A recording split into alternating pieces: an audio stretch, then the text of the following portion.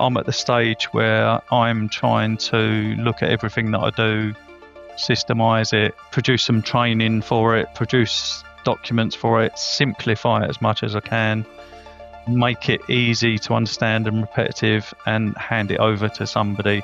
So I'm sort of designing myself out of a job, which is an interesting phase of my life. It's the sensible thing to do. Hi everybody, Gavin Coyle. I'm the Gaffer back again, and the great guests just keep on coming. Today we've got a great talk to you about succession planning, and this guy has built a serious business in his own right. How does he let go, and what does he do next in order to pass the baton on and to release the reins of the business that he's built with his own flesh and blood, hard work and stress down through the years? What does that look like? And what does it look like for him in terms of, what does his next stage of his career look like?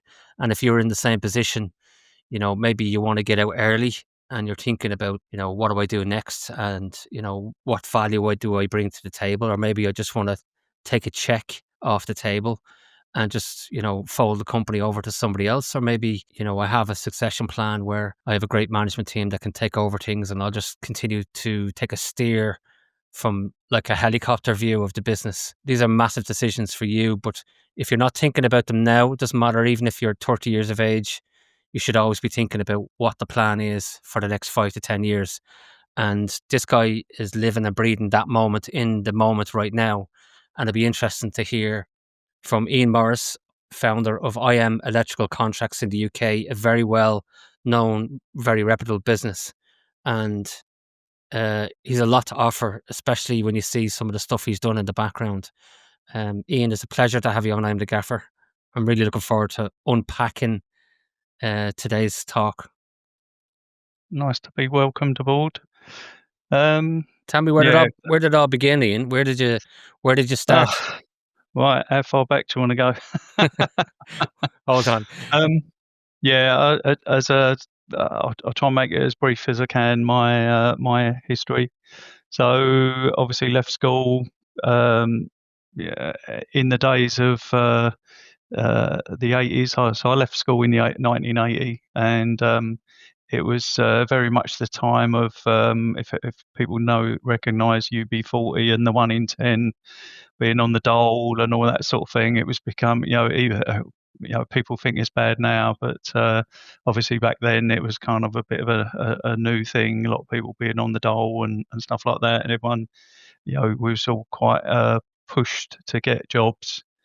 And I do laugh at people asking youngsters these days, well, what do you want to be when you're older, and why don't you know, and all this sort of thing. And I'm thinking, I just didn't have a clue. So when I was at school and they had you'd have a careers person come round, and this stranger would suddenly turn up one day, and you're hustled into an office and they'd ask you a load of questions. Would you want to be, and I just didn't have a clue what I wanted to do. So my dad was a draftsman, which I was sort of reasonably not too bad at technical drawing and things like that, but didn't really fancy office lifestyle. And in his spare time, he would do car mechanics for various people, anyone and everyone. But about 3 years of our lifetime, when I was 12, 13, 14, he was a motor race mechanic, and I used to get dragged along to every race meeting up and down the country. It was for a saloon car racing, and I was sort of like pit boy, even though I was too young to go in the pits on certain races. But I'd run tyres around and do things, and I thought, yeah, mechanic seems like a reasonable thing to do. So when they said, "Would you want to be?" I said, "Yeah, mechanic. Yeah, so let's go for that." And they looked down their sheet, and obviously didn't have mechanics in those days, weren't paid the gazillion dollars that they're paid today. But they said, "Oh, yeah, we've got a job here on London Underground. Do you fancy that?" I said, "What, the Underground? What's a mechanic?" And they went, yeah. They need they need mechanics on the trains and things. I said, oh, okay, yeah, okay. I was thinking, oh, well, may as well do something or another. So they lined up an interview for me on the Underground, and I went down to Acton offices, and they had loads of us down there. There's probably hundreds of people down there. But unbeknown to me, they had 3,000 applicants for Wow. 30 positions. Wow. So they went from 3,000 down to 30, and we sat a test, and it was an aptitude test, and I'm thinking, oh, not more exams, but it was like logical sequences. What's next in the sequence? It's like triangle, square, and all that sort of thing. Thinking, oh, I love doing these. So I started pinging a few answers down, and I obviously did pretty well. And they singled out two or three of us, and they said, "You've done quite well in the test. Do you want to be a technician?" And I went, "What's that?" And they said, "It's more money." I went, great, yep, I'll do that then. So I got hived off into signalling Wow. on the Underground. So I went out for a job as a mechanic, and I came back as a technician. And because it was signalling on the Underground then, and the Underground was going through quite a change of how it was running things. It was a lot more electronics and computer based. So we were trained up to do computing, electronics, and the electrical was just a sideline to it. Wow. And they literally overtrained us, I'd say, to the point that a lot of apprentices were sort of leaving left, right, and centre, and they didn't like all that sort of thing. And they were leaving to do some quite decent jobs. And yeah, What a what they a what a training ground though. What a training ground. Oh my yeah. God, that's like Yeah, it was interesting. So it was loads of training. Some of it was relevant to the Underground. Some of it was completely unusual. The computing they were using on the Underground at the time, but very, very limited. And our training was our computer training was we'd do programming, machine code, and stuff like that. So it was really strange, but it was it was almost 5 years too early to realise what was going to happen with computers. I can remember one of my mates, we was at West Ham College, and one of my friends, still friends with him now, a really, really good friend. He, because we used to work on the Underground, we were very often in and around Leicester Square and, uptown. We were like London rats, just free travel, and London, London at your footsteps. Just off you go and create havoc. And there was a lot of magazine stands, and it was like magazines from around the world. And he bought a computing magazine, which was unheard of. But in the US, they obviously had computing magazines, and over here we didn't have anything like that. And he brought in this computing magazine, and the front cover was the world's first 1 meg computer. 1 meg. And we were building like 256K computers as we'd build them for soldering practice for the college. wow. And he brought this magazine in. I remember like 5 or 10 of us sort of standing around going, no way, how can they do that? That's amazing. And we're just like, wow. But we still didn't realise how it was going to be today. Now, you got more than that in your watch. It's bonkers. Yeah, it's So crazy. yeah, but did all the training, did all the whatever. Eventually left the Underground and set up self-employed, and that was 40 odd years ago, Wow. 42 years ago.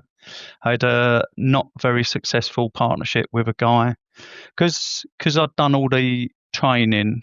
I had all the paperwork, but no the building boom in the UK sort of took off tail end of the 70s into the 80s and kind of went off. So Yeah. there was a lot of people getting into construction and things like that. It was kind of a bit of a boom time. You almost couldn't go wrong. Yeah. But I started a partnership up with a Greek guy who he had all the experience and no paperwork, and I had all the paperwork and no experience. And we sort of came up with this idea of setting a partnership up. And we did the jump in at the both feet and off you go, advert in the paper and all that sort of thing. But we got to the point where we did some jobs. It was hard work, very little pay, trying to get off the ground. So we sort of blundered through for whatever year, about a yearish, something like that. But he sort of wanted to take a step every time we got busy. He wanted to take a step back and just count the money and wanted me to do all the work. So we sort of, and I was happy to do the work. I was kind of work. But as a partnership, it wasn't really working. So we sort of went our separate ways, and we did sort of bump into each other a couple of times. But that was that. Then I just carried on my own, self-employed, working, doing whatever I could. Ended up working for a small building company, which was sort of family related, and did as much electrical work for them as possible, and then helped them out with all the other trades. So picked up a bit of building work, building, plastering, painting, and anything and everything. So that was useful going forward, just to know all the other trades. Yeah. And then I left them and went and worked for a big electrical company, which was about 40, 50 blokes kind of size, 10 million turnover kind of thing. And they used to do all the big jobs in London, a lot of military stuff, some quite techie things, and I loved it. Brilliant people. Still in touch with a lot of them now. Yeah. Company was great, other than the man at the top, who didn't like paying anyone. Oh no. So even though he was doing rather well, he just didn't like paying people. And I was always one of those who would tackle any job, go and do anything, always try and get the job out as best I could, as quick as I could, all that kind of thing. And some of the others were, not as keen. I was probably young and naive and keen, and I worked for them for about 15 years. But I always had my own stuff on the side. I think I could quite early on see the writing on the wall that Yeah. at some point or another we were going to have a falling out. And lo and behold, at some point he owed me probably 20 grand. And when you're just working for someone effectively on a self-employed basis, it's a lot. Back then it was a lot of stack of money. Yeah. Probably be like 50 grand today. It's Yeah. a ridiculous sum of money. When Yeah. you've got a young family, house, kids, What's wrong with people? Why it's do people do that? Like just, unnecessarily as well, as far yeah. as I could see. He Yeah. seemed to lose out on this job or lose out on that, but my jobs were all bringing in money. I know they were. Mine were very profitable. They always got done on time. Always, it'd always ring up. Oh, can you fit this in? Can you fit Yeah. that on your way back? Can you just do this? And think, Yeah. it's another couple of £100 that we've got you for today for nothing. Yeah. And we do all that sort of thing, and then I'll be the one who's struggling for money. Yeah. So we parted ways, but by that time, so I managed to whittle the debt down to 4 grand, and then go, yep, that's enough. I ain't going to get any more than that. I know I'm not. See you later. And by then, I had enough of my own stuff that I kind of went off and did my own thing, and then gradually built the company up, one man extra at a time, and took on some of their ex-apprentices that they'd got rid of unnecessarily, and just sort of built up from there, really. And then my son got involved. He was quite early days as well. He'd always been helping out since he was whatever. Hi guys, as you're enjoying this podcast, I just wanted to take a few seconds to let you know about my company, Coyle Group. We're not just another safety recruitment agency. We're your partners in building a safer future. With over 25 years of experience and more than 1 million hours of safety work completed, our mission is clear. Provide top-tier health and safety contractors tailored to the unique needs of your project. We also carry out on-site construction audits. From wind energy to power stations, utilities and engineering projects, our global reach and specialised expertise ensures your operations are not just compliant, but exemplary. For more information on how ensuring safety and sustainability of your products using our team of HSE contractors, visit coyle-group.com or click on the show notes or video description now. I've also put a booking link into the description for you to click and have a one-to-one conversation with me. Now, back to the podcast. Enjoy and see you soon. At 10, shouldn't really say this if health and safety listening, but get him on site at 10 years old and push him up a scaffold and go. Right. Oh no, Ian. Oh no. Oh my God. Don't fall off. Yeah. Pull this cable. We're talking about succession planning here, and I don't think that's part of the succession plan. No, exactly. So he definitely learned the hard way.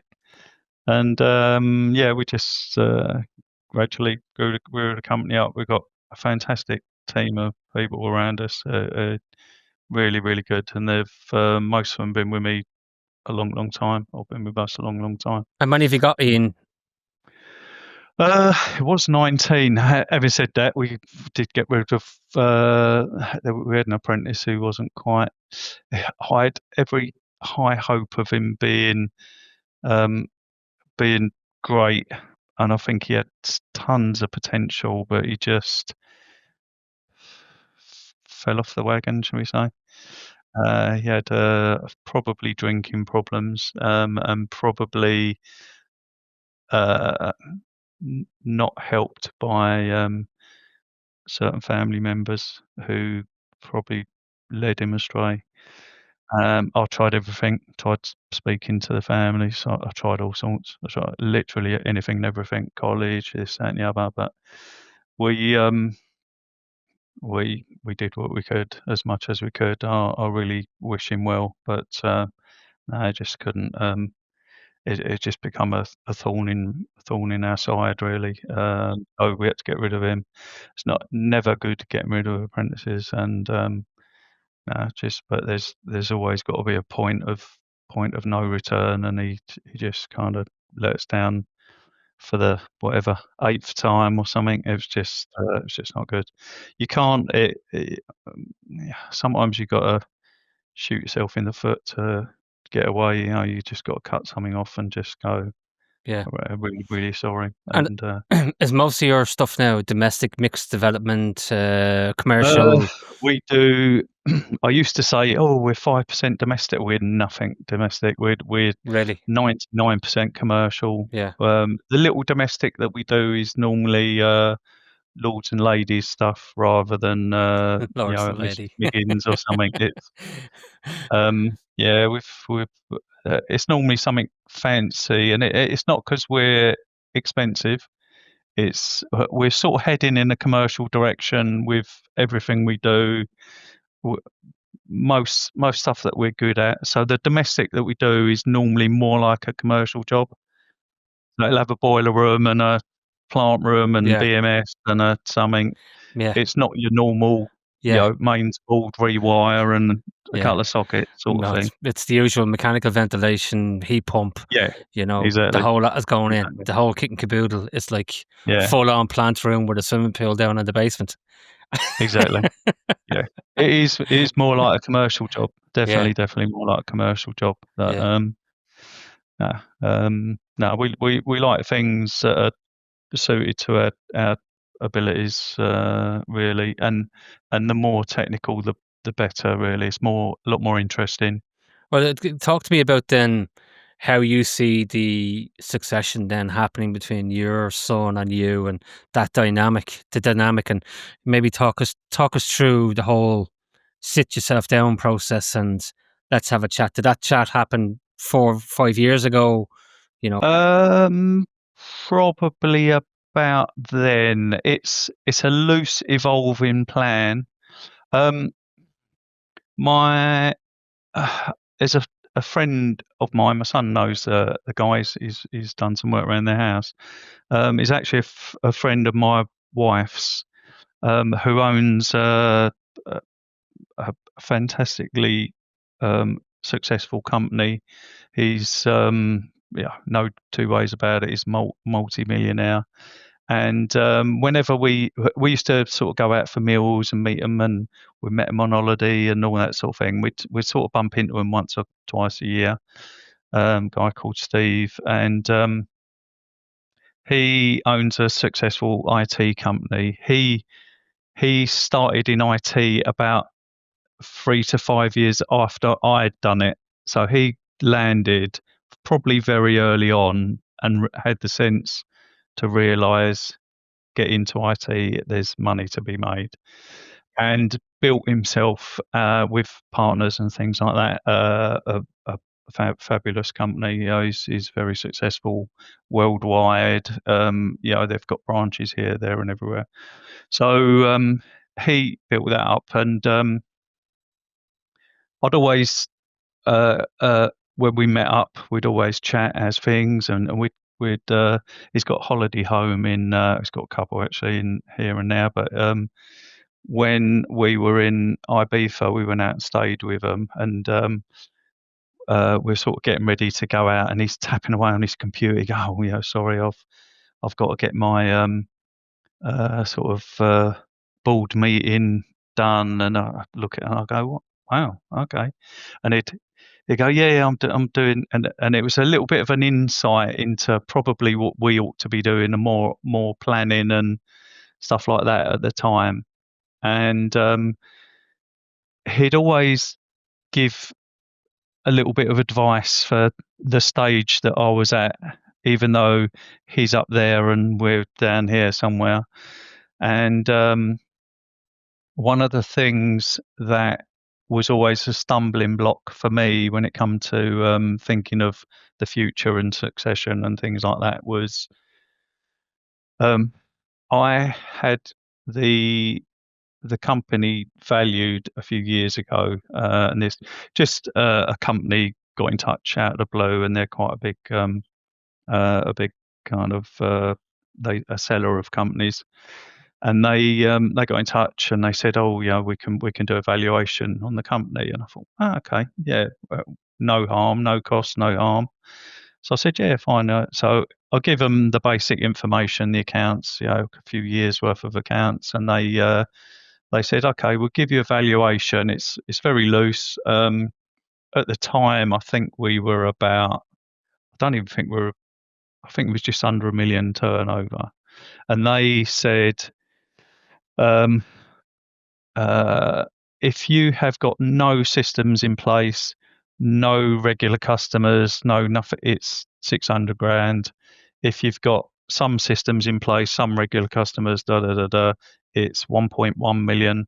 And if it doesn't need you, basically, if it works without you, 1.6 million. They gave me those three numbers, and I looked at it and thought, we're probably somewhere near the middle. But now I know what I need to do. It's that systemization thing. Get it all systemized and you got your North Star. They gave you your North Star. Exactly. Yeah. So from about that point, we sort of started heading in a direction, and the offshoot of thinking of it as a monetary value was, what am I going to do at the other end? Obviously, my son, my daughter was in the company a bit more at the time. There'd be looking to take over. Well, at some point, I'm probably gonna pop my clogs, whether I want it or not. So at some point, they're going to be taking over, and it was that it's worth a chunk of money, but Yeah. how do I get that money out without tanking the company? Yeah. So I sort of had that dilemma, and me and my son had sort of had loose conversations about it, and I knew in his financial position he couldn't buy me out.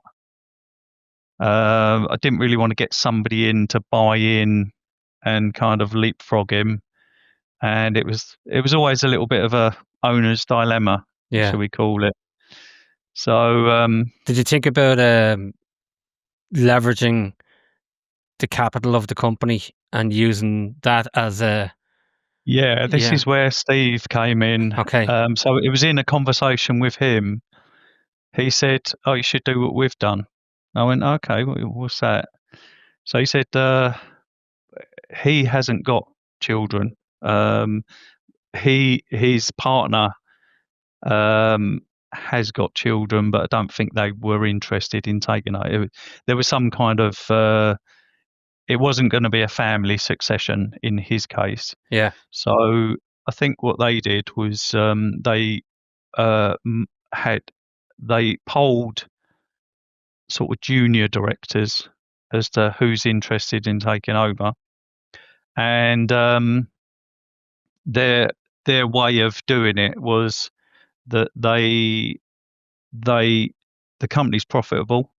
So as long as the company's profitable and the company makes money, Yeah. the company can loan a director the money to buy the company, Yeah. and then they pay it off with the profits from the share that they've bought, Yeah. kind of thing. Plus interest. So, Plus interest. yeah, exactly. and So, penalties, by the way. and it's their encouragement to keep growing the company and improving the Yeah. company, because obviously they're whatever 10% share or 25% share that they're buying, then if they can leverage Yeah. the company to be more valuable, Yeah. it's a win-win, Yeah. really. So once he explained the mechanics of it, I thought, yeah, that works for us. That can work for us. So Yeah. we're looking to do something like that. At the minute, I'm at the stage where I'm trying to look at everything that I do, systemize it, produce some training for it, produce documents for it, simplify it as much as I can, Yeah. make it easy to understand and repetitive, and hand it over to somebody. So I'm sort of designing myself out of a job, which is an interesting phase of my life. But No, it's brilliant. It's great. It's yeah, the sensible thing to do. Did So, you you mentioned that a broker got in touch with you, and I presume it was a broker. Yep. Like there's one or two bottom shelf brokers, shall we say, that just go around doing this kind of like, oh, we can sell your business for you. And again, for the listeners and the viewers, just be very careful. In my experience of these guys that are going around, it's a numbers game for them to try and next thing all of a sudden you sold yourself into these guys, and their terms tend to be very, very severe because they give you the honeymoon and all the upside going in, and then when you're in, all of a sudden, oh, you signed a contract here and you can't go anywhere else, but you're with us. No, I've not done anything like that. So you're not using a broker, or you didn't. So you're not. You're not selling anyway. No, effectively no. Okay. I think that I'm going to end up just taking a back seat, like as I said to you, like chairman role. Yeah. Neither of us like the word chairman, mate. It sounds like an old fogey, doesn't it? Well, we go non-exec. We could go down the non-exec role. Non-exec. Yeah. Yeah, exactly. If it's yeah. So you'd still take a check off the table for that role, or what were you thinking that? Hope the son is not listening. Yeah, exactly. Yeah, we've sort of not really done the nuts and bolts of it just yet. At the moment, we've bought the property that we're in now. This is why we were on a farm, so we had quite cheap accommodation. We when we went there, which was 2007, we got involved with a barn, and when we went in there, we just opened the door, big slidey metal door, and there was 3 tractors parked in there. Imagine a big massive barn, 18 meters by 9 meters and double height. And we're like, yeah, okay. We mez floored it, we put an office in, we put a gym in, we put all these storerooms in, and me and another electrical company, we shared it between us. Brilliant. And it worked. Yeah. Well, our outgoings were fairly cheap. We're stuck out on the barn in the middle of nowhere, but most of our work was middle of London anyway, so it worked. It was fine. Yeah. We grew the company, but the company we were sharing with, they sort of shrunk and we sort of grew. So we ended up sort of with the lion's share of it, and they eventually decided to move out of town and get somewhere different and all that sort of thing. So they decided to move to Norfolk, and still in touch with them now. Great team and all that. But they were happy with their size. They were small. They weren't interested in growing. They just sort of ticked on, and we were still growing. So he just said, "Do you want to take over the lot?" And I went, "Yes." Seriously, yeah. Oh, yeah. As in, we took over the whole building, and yeah, we ran everything. And then we sort of got to the stage where, because we'd done the office fit out and the mez and all that sort of thing, it needed redoing. Yeah. So this would have been about 20, whatever, 15, 16, 17. So sort of 10 years down it's 10 years down the line. Yeah. Office needed redoing and stuff. And it was like, do I throw 10 to 20 grand redoing the office, or should we buy a place of our own and go the whole hog and set something up? Yeah. When we moved onto the farm site, everything was a little bit ramshackle, and then over those 10 years, the farmer, who was a little bit shrewd, he was sort of involved with the local council, so he could get planning permission easy, and a few other things. So he was a little bit shady in areas. He'd sort of done up all around us to the point that there was only sort of 2 barns left to do, and one was us. And he was already talking about doing the other one up.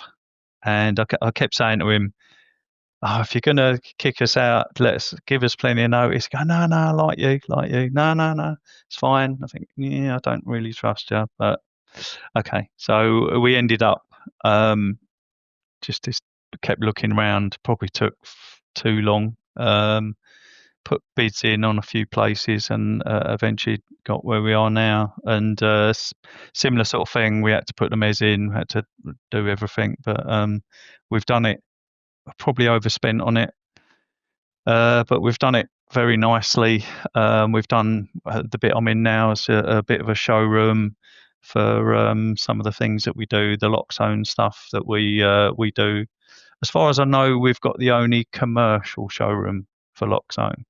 There's a few domestic ones around. Lock zone's an Austrian sort of home automation BMS kind of control system, and very cool. We sort of steer towards commercial more than anything else. We do pick up a bit of domestic with that, but normally it's something quite fancy. Did you? And we've set this up as a showroom for people to come and have a look and see what we can do. Hello, gaffers. Hope you're enjoying the podcast. We love every one of the guests that we have, but in order to bring on more great guests, we'd love to build the channel with you. So hit the subscribe, hit the like button, and let's create a really great community where we bring in better and better guests for you to deliver great content and great pieces of information that you can take back into your business. Now, back to the podcast. Thank you.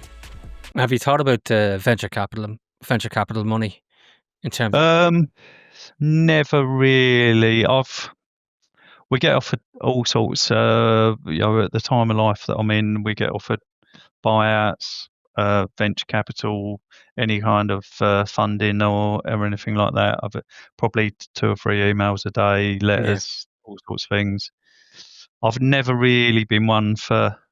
I'm a bit old school. I don't know what you're like with things. If I like to have cash and buy, or cash in the bank, money in the bank, and buy it. If I haven't got it, I won't spend it. Yeah. Yeah, we normally just buy vans rather than lease or hire or whatever. Yeah. We don't. I keep looking at those things, thinking, yeah, it should be easier, but I just find them complicated. I like things to be easy. Yeah. If I buy it, it's mine. Yeah. We look after them. They do their term. They get their money back. It is what it is. We just we do what we can. How often do you turn the vans over? When I first time I bought a new vehicle, which would have been many years ago. I don't even think I was. I would have been working for ESL then, so probably late 80s, 90s. I bought. So my first van was a second-hand 70 quid minivan. And after that, I bought new, and it's £5,000, 5,100. That's how good my memory is. 5,100 Nissan Sunny van, brand new. And after that, I just not bought new. I didn't buy anything other than new vans. So are we looking at every 3 years, or what are you thinking? Always. When I did the Sunny van first off, I got it on HP, and the deal was 3 years. And I always said I'd keep it 4, and in the extra year I'll try and save the same money. Yeah. So I did the finance over 3 years. I saved for a year. Yeah. And then with the residual value and the thing, I just ended up buying the next one, and I had enough. Yeah. And then after that, I just had enough. I just made sure that I had enough in the bank. Well done.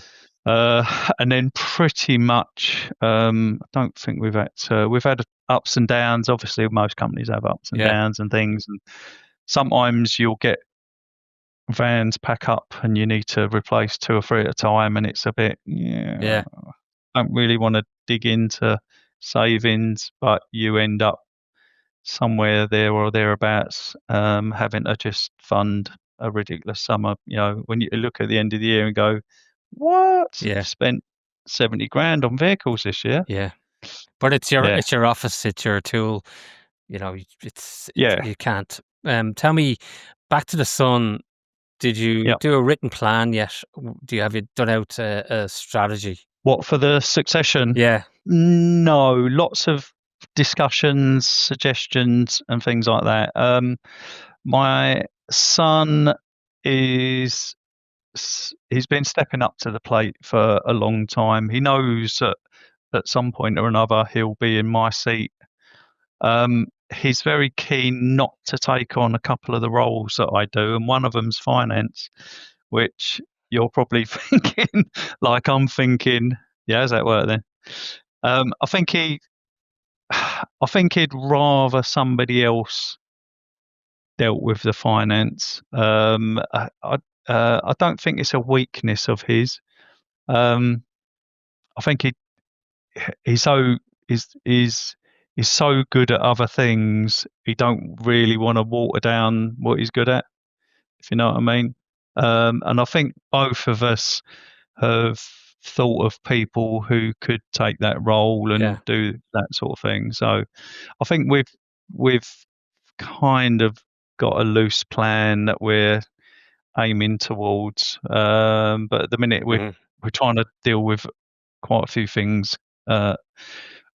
It's a little bit octopus time at the moment. We've got certain big clients that we're looking after. We've got certain new clients that we're coming on board, and we've got a couple of projects that we're heading in another direction with. So at the moment, I feel like we're doing too many things. We need to whittle them down. But I think the the reality is that they will make a decision on a few of these things and head in a certain direction. Well, I think, when I've used them in the past, which was like, a company of your size, like these interim CFO guys, where you get them like a 2 day a week, or sorry, 2 day, a month, not even 2 day a week. And then she or he's feeding you maybe as the non-exec chairman. Yeah. Or director, the financials, and then you're having a meeting once a month with the son, and everybody else is saying, look, here's where we're at. Yeah, sure. Like, I kind of commend your son by saying that, because rather than saying, just give it to me and I'll do it, and then heads in the sand, GP's gone out the window, NP's gone out the window, monthly accounts are just not happening. But I think if you feed them in gently, I think over a period of time, you're gonna, I get it. I get it. All I need to do, is read a dashboard. Like, especially with the likes of some of the software, like the accounting software, very user friendly these days, aren't they? Which brings me on to Simpro. You're part of Simpro, so give the audience and give the viewers a kind of what is Simpro. Okay, Simpro, probably most electrical contractors have heard of Simpro. A loose history that I'm aware of that Simpro is all about is a British guy, not sure who, where, what and when he was when he was over here, but a British electrical contractor went to Australia, and in setting up in Australia, he got a computer programmer to do a program to be his job management system, and that was the acorn of Simpro. He made himself a software program and then realized, actually, this is quite good. Maybe it can help other contractors out. So he sort of migrated away from the trade, probably did something along the lines of what we're intending to do, and sold his company, left his company, I don't know, and set up Simpro. In Australia, it's like the go-to program for electrical contractors. So they're the predominant software for electrical contractors in Australia and New Zealand. Then they got to the point where they sort of exported it back to the UK and set up in the UK. I don't know the exact year they would have come back, but I'm guessing maybe 2014 or something like that. And we started getting involved with them about 2015, start of 2016, something like that. I was always fairly good at tinkering with computers. My son's very good at tinkering with computers, and we've done quite a lot of work with computers over the years. And where we were growing, I used to have, I've probably still got them kicking around, some Excel sheets that used to add things up, everything on different pages. So every job had an Excel sheet. The front page was kind of like your dashboard, if you like. And we would use these from probably 2010-ish onwards. We had these, every job had a sheet, and you could see how profitable or not. It had one of the sheets was all your POs, one of your sheets was all your schedule of when you're visiting and all that sort of thing, had labour rates on it. Everything was on these sheets. They were as good as you could do with an Excel sheet, even back then. And I just got to the point where we were doing such a volume of work that it was hard work dealing with these things. And I realized, there's got to be a better way. Got to be a better way than this. You're forever, you feel like you're doing everything twice because you're sticking it on this sheet and then you're opening another sheet. It's just donkey work to do all those sort of things. So I looked around at software, and I spent ages and ages looking at software, and I eventually settled on Click Service software. And the team at Click did a great job of selling it to us.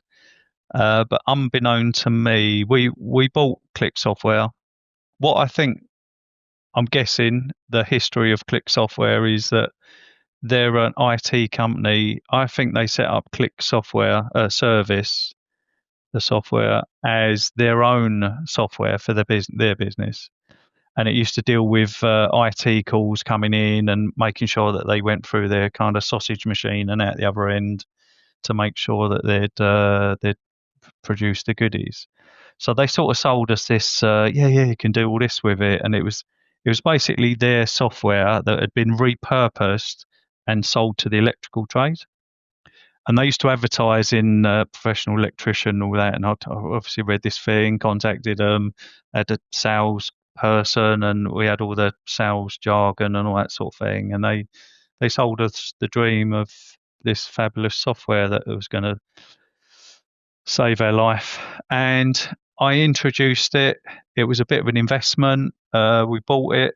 We ran it. It was buggy. It was good at some things. It was terrible at others. It didn't live up to the hype. Unbeknown to me, Click had been asked by the NIC to do their certificate software. So I think all their developers were suddenly dedicated to producing this NIC certificate software because they could see that it was going to earn them a lot of money, as it probably has. But I was the loser in the deal. That every time I rung up the helpline, I'd get fobbed off. I wouldn't get calls returned, and I'm thinking, hold on, you're using this system that you told me is brilliant, and oh yeah, you don't lose any calls, and all of a sudden I'm not getting calls back, I'm not getting service, I'm not getting this and that. So I eventually become disillusioned, and the nail in the coffin after exactly a year, I can tell you it was exactly a year, was when I was on the help line trying to sort out a problem for the 100th time, and the guy goes, yeah, we do. I said, I really want it sorted out now. And he went, oh, hold on a minute. He said, your service you're out of service, you're out of guarantee, you need to buy another lot. I said, I've been having this problem for 6 months. I said, I've rung you hundreds of times and now you're telling me that. I said, Are you serious?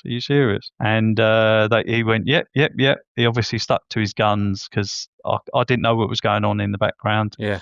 And so it was stick your fingers up to them, drop it like a sack, write it off as a learnt lesson. Yeah. And I went back to the Excel sheets for about a couple of years and I struggled like anything. I revamped them a few times. Yeah. And then when I realised there's got to be a better way, then I come across Simpro, and they did live up to the hype.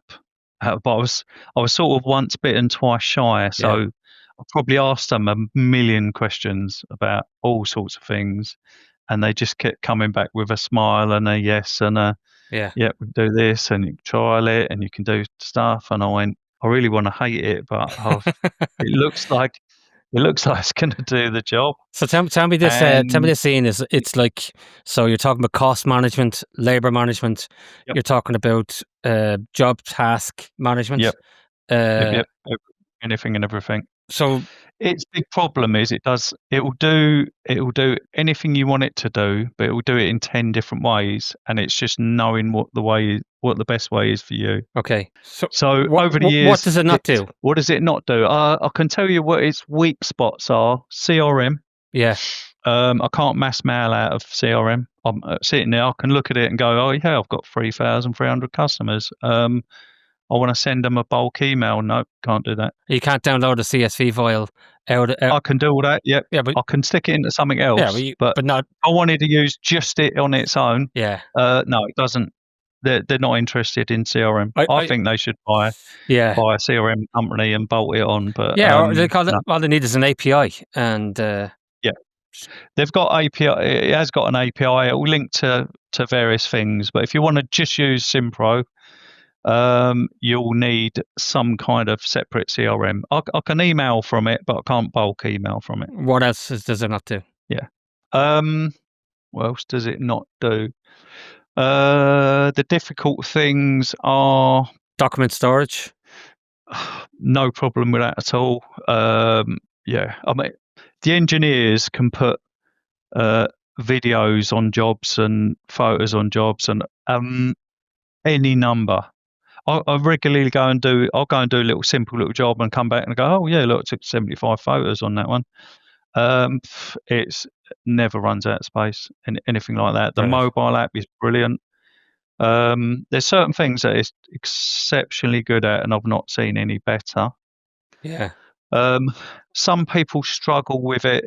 Where you spoke to Emerson, didn't you, Yeah. from the Bright Group?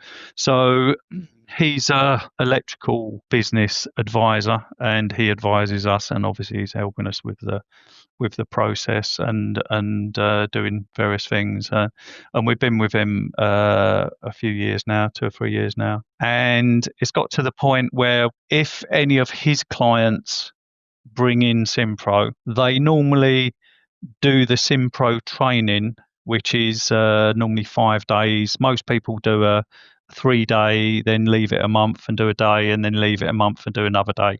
That's sort of the sensible thing to do.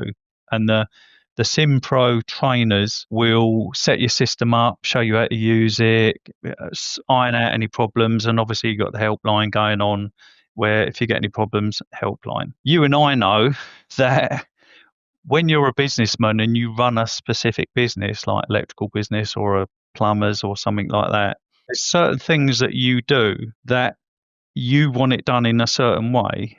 And what we've found is, as a group, because obviously Emerson mainly deals with electrical contractors and a bit of M&E. So we've got chat groups for probably 100 to 200 electrical contractors up and down the country. And a good number of those have sort of picked up on, Simpro, that's what we want. And we've obviously had it since, nearly 10 years now. So we're very au fait with knowing our way around. Plus, we know the electrical trade. So their implementers will go and get you set up, show you how to do things, how to pull your facts and figures and all that sort of thing, and get you rolling. When it comes to sorting out a problem, if you ring the helpline, what you'll get is probably quite rightly, you'll say, oh, I've got this, I want to do this problem, I've got this problem to solve. And they'll go, oh, you could do it this way, or you could do it that way, or you could do it this way. What I will do, I will do some mentoring for people that have got Simpro, and I will normally go and say, yeah, I've done that and I've done this and I've done, but this is the best way. You want to do that. What are you trying to achieve? You want to achieve that? Well, okay, do this and then do that and then put this. Boom, that's it. And here's an example of it. Here's how I use it, and you can see that, and you can see how it all works. So we do that, and it can save companies if they're doing that setup. Obviously they need the Simpro setup to get them rolling. When they get rolling, they sort of get a bit floundered of, oh, I don't know what to do next. We haven't implemented this yet. We don't know when to do that. Yeah. And that's where somebody like myself You're like a come along and go. You're like a champion. You're like a champion for that Yeah. software. The other good thing you mentioned, Emerson, it's Bright Advice, isn't it? The name of Emerson. Yes, that's it. Yeah, Bright Business. Bright Business Advice. And I remember you shared it with me, and so did Emerson. Tell the listeners and viewers like how you network in case of a labour shortage in the market for electricians. Yeah. Give us one of the strengths in the group is because we've got these network of people. Emerson set up some WhatsApp groups. One's called Bright Opportunities, and it's just if I've had some in the past where we're already busy and this other job comes in and it's wouldn't really want to lose it. You either turn it down or you give it to somebody you know, and maybe they'll buy you a drink or whatever, or maybe it's just I'd rather see it to go to somebody I know than nobody, because anything can happen. Then the customer, you want the customer to be serviced with somebody who's in a decent position to provide them the goods, rather than they just end up picking someone out of the paper and all that. So we've passed all sorts of jobs around. I've put £500,000 jobs in the pot, and people have quoted for them and that. I'm quite happy to stick stuff around. And the same happen when somebody's quiet or a job falls through or all sorts of things happen. They'll just go, got a couple of guys available. We've just had this job drop out for whatever reason. End of the world. Blah blah blah blah. Got a couple of guys available. Anyone? Yep, we'll pick them up. Oh, we've got this. We've got schools need finished. We've got something needs doing there. Brilliant. It's a fantastic resource. It's really resourceful. I had a Zoom meeting with a team of guys yesterday who one of the things we specialise in is business to business landlord facility management. So the type of workspace kind of companies, those kind of things, mainly in London and surrounding. We've done it for 25 years, so it's kind of a bit of a staple thing for us. Some of it's service related, maintenance, testing, and all that sort of thing. We'll do about 1,000 to 2,000 EICRs commercial a year. So it's kind of like a bread and butter thing for us and our guys. We've got a brilliant system. We're very kind of cost effective with it. We've kind of bolted the numbers down. We just play the numbers game with that. It's an easy sell. I know all the timings of how long it takes to get emails out and back and things, and I know all the timings for all that sort of thing. I know it inside out. So that's kind of an easy thing for us. One of our big clients, some of their guys left and set up another company, and I had a chat with them the other day, yesterday, and they said, "Oh yeah, we've set up a new company. We've got some interesting clients, and they've got this portfolio, and there's some up in Manchester, but you won't be interested in those." And I said, "No, but and then explained to them about the group, part of this business group. And I said, I know these people because we've ate together, sweated, cried together. I know their pain. I know what they're going through business wise. Yeah. I know what stage they're at. I know what their people are like. I know they've got a mission statement. I know that they're heading in the right direction. I know they're nice people, and I know they'll look after you. Yeah. And I know they're in Manchester. Fantastic. So if you want somebody there, just let me know, and I'll just put you in touch with them. You deal with them. I'm not interested in any kind of cutback or anything like that. Well, I'll just put you in touch with them. I know that they'll look after you, and they're like, "Oh, brilliant! That's fantastic." So it worked really well. So it's a nice thing to have. Ian, I'm conscious of the fact that you have to get a flight. Yep. Sorry. We could have done a second podcast, but actually the second the second podcast, really, if you'd come back to us and once you've done that succession handover, sure. We'd love to learn how that's developed, warts and all, and hopefully you still have a father-son relationship, which I'm sure you will. I haven't lost my last hair, Yeah, exactly. If people want, if people want to contact you, Ian, like I think you're angling towards a mentor coach type of a person. You're always willing to give your time, and you don't. I'll let you take the floor. Like, why would people contact you? Yeah, if it's project related or anything like that, our email is office@imelectrical.com. And if it's any inquiries, obviously the mentoring we'd do through the Bright Group. Anyway, yes. Anyway, I'm on LinkedIn, usual sort of stuff. I don't do TikTok. I'm sorry, but most other things we're sort of loosely involved with. But most people can find me if it's anything to do with that. imelectrical.com.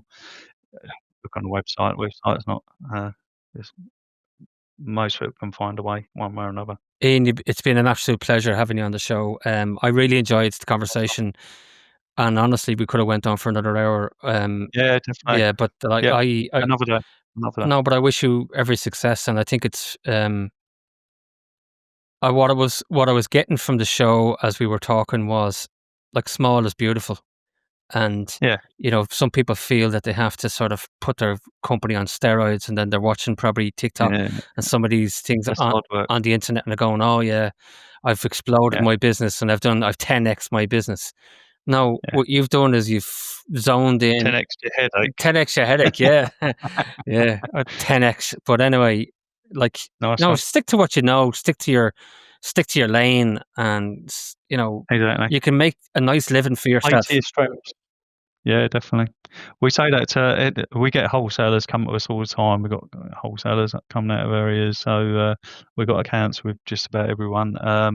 When the reps come round, I always say to them, just play to your strengths. Just tell me what you're good at. That will stick in my mind. I will use you for that. Yeah, if you're great, if you can give us the best deal on Schneider or whatever, then just mention it. I'll remember it. I've got a good memory. Will remember what you're good at. Just tell me what you're good at. You see, you've done it again, and now you're definitely going to be late for your flight. Yeah, definitely. Ian, Yeah, God, I have to sprint now. take care, buddy, and we wish you all the Nice, best. Take care. Thank you very much. Hello, gaffers. Hope you're enjoying the podcast. We love every one of the guests that we have, but in order to bring on more great guests, we'd love to build the channel with you. So hit the subscribe, hit the like button, and let's create a really great community where we bring in better and better guests for you to deliver great content and great pieces of information that you can take back into your business.